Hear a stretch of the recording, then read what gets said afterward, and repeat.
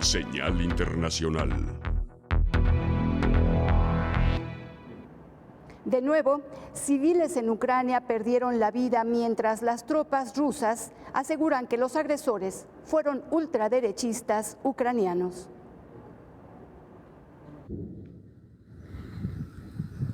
Los bombardeos en Ucrania se intensifican. Imágenes difundidas por el servicio de emergencias de ese país muestran a rescatistas recuperando los cadáveres de una familia de 5 personas de un edificio en Chernihiv dañado por un ataque aéreo. Más al este, en Merefa, a las afueras de Kharkov, la fiscalía informó que una veintena de personas murieron. Otra cantidad similar resultó herida el jueves en un bombardeo ruso. El gobierno ucraniano acusó además a Moscú de bombardear un teatro en Mariupol donde había civiles refugiados. Según unas imágenes satelitales del teatro captadas el 14 de marzo por la empresa privada Maxar, en la parte delantera y trasera del edificio, en el suelo, se había escrito la palabra niños en ruso. El jueves, el Ministerio ruso de Defensa negó haber atacado el teatro, indicando que el edificio fue volado por militantes del grupo ucraniano de ultraderecha Batallón Azov, algo rechazado por los occidentales, que acusaron a su vez a Rusia de generar desinformación. Un día después de hablar ante el Congreso de Estados Unidos, el presidente ucraniano Volodymyr Zelensky dirigió un mensaje a los parlamentarios alemanes en el que denunció un nuevo muro en Europa tras 3 semanas de invasión rusa.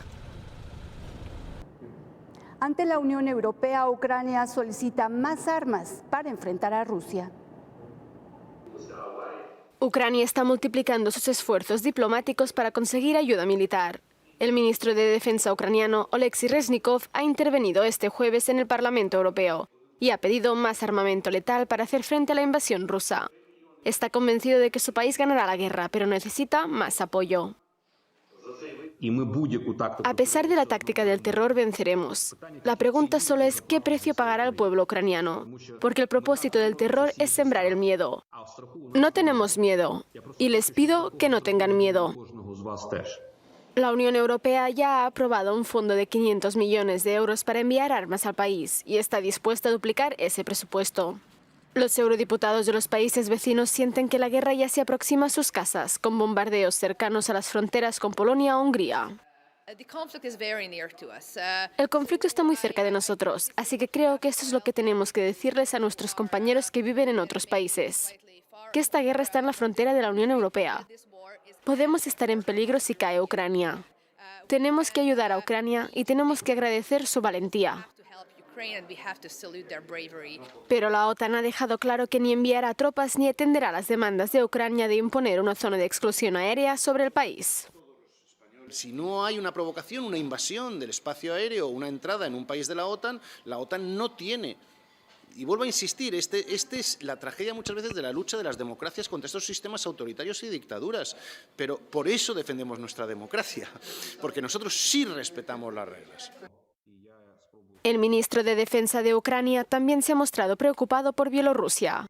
Cree que se ha convertido en un centro logístico y militar ruso y alerta de que podría acabar sumándose a la guerra. La Cruz Roja Internacional pide a Ucrania y a Rusia permitir refugio a la población civil en riesgo. Llamamiento desesperado tanto a rusos como a ucranianos del Comité Internacional de la Cruz Roja para que permitan a los habitantes de Mariupol abandonar la ciudad de forma segura. Precisamente esta organización humanitaria consiguió el martes organizar con éxito una de las escasas evacuaciones de esta zona sitiada por las tropas rusas, como explicaba su máximo responsable desde Kiev, en donde se entrevistó el miércoles con el alcalde de la capital ucraniana, Vitaly Klitschko.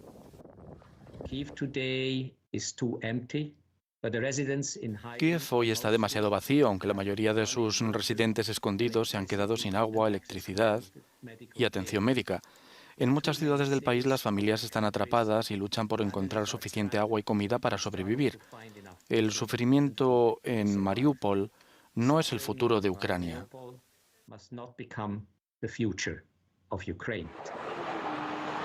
El presidente del Comité Internacional de la Cruz Roja ha visitado en estas últimas horas Ucrania para coordinar la protección a los civiles que siguen en las zonas más peligrosas de los frentes de guerra. El Consejo de Europa decidió suspender todas sus relaciones con Bielorrusia por su participación activa en la invasión de Ucrania, un día después de que la organización expulsara a Rusia tras 26 años como miembro. Con esta decisión, el Comité de Ministros suspende el derecho de Bielorrusia a participar en cualquier reunión y actividad del Consejo de Europa en calidad de observador. España sufre de desabasto de combustible. Problemas puntuales de desabastecimiento de algunos productos en España como consecuencia de la huelga indefinida convocada por la Plataforma para la Defensa del Transporte de Mercancías por Carretera, minoritaria en el sector. Estos profesionales protestan por el aumento del precio del combustible, que sigue marcando máximos históricos en las gasolineras. Esto es una reivindicación que viene de muchos años, pero ahora con la subida de los carburantes estábamos navegando en un hilo muy fino, unos márgenes muy pequeños. Hay que bajar combustible, pero el combustible es para todos, no solo para los camioneros, es para todos. Esto ya es insoportable, pero para todo el mundo, y es lo que estamos intentando conseguir.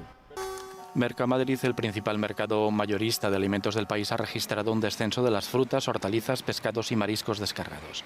El Gobierno ha reforzado la seguridad de los grandes centros logísticos para garantizar el suministro.